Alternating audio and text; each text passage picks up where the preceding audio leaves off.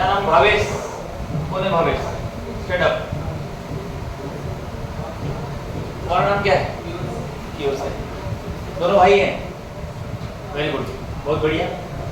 मान लिया जाए कि भावेश को यहाँ से सरकारी स्कूल भर्ती कर दिया जाए, तो इसकी जो प्रॉपर्टी है, इसके जो गुण है, उसमें परिवर्तन आएगा क्या? गुण है कि ये लेट उठता है, गुण है कि इसको पढ़ने में मन नहीं लग पा रहा है, गुण है कि इसको 4 रोटी लगती रोज, तो इसको सरकारी स्कूल भेजने से उसमें कोई प्रभाव पड़ने वाला है क्या? यस और नो? No sir. क्यों? क्योंकि वो उसका गुण है, वो क्या उसकी प्रॉपर्टी हो गई।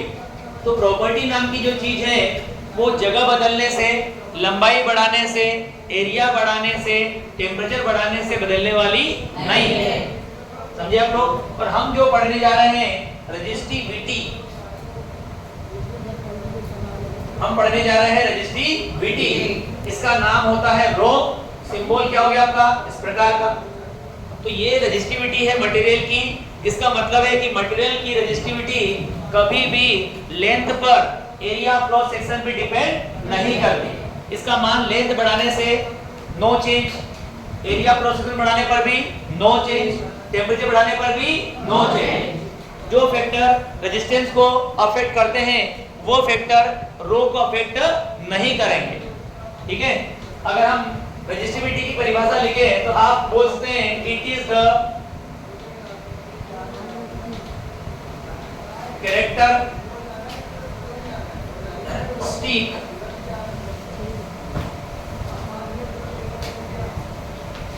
Of material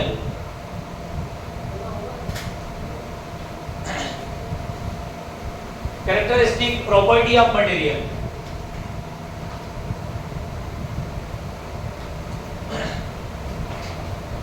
which do not change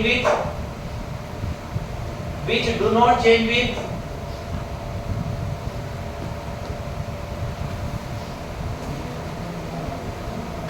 length and area cross section, जो लेंथ के साथ, एरिया क्रॉस सेक्शन के साथ बदलती नहीं है।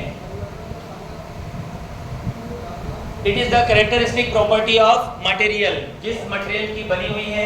अब यदि मुझे यूनिट बनाना है बेटा, क्या बनाना है मुझे? यूनिट।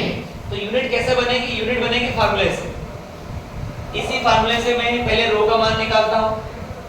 यहां से मुझे रो का मान निकालना है, तो आपने R बराबर पढ़ा हुआ है रो L बाय A। हम उसको ऐसा लिख देते हैं रो L बाय A इक्वल क्या होता है? R। मुझे रो निकालना है तो L को हटाऊंगा, A को भी हटाऊंगा। A डिवाइड में है, L काय में? मल्टीप्लाई में। उधर गया तो जो डिवाइड वाला है वो मल्टीप्लाई, तो मल्टीप्लाई वाला डिवाइड।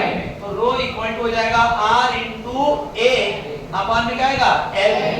अब बेटा हम सभी जानते हैं कि R का जो यूनिट है वो ओम है।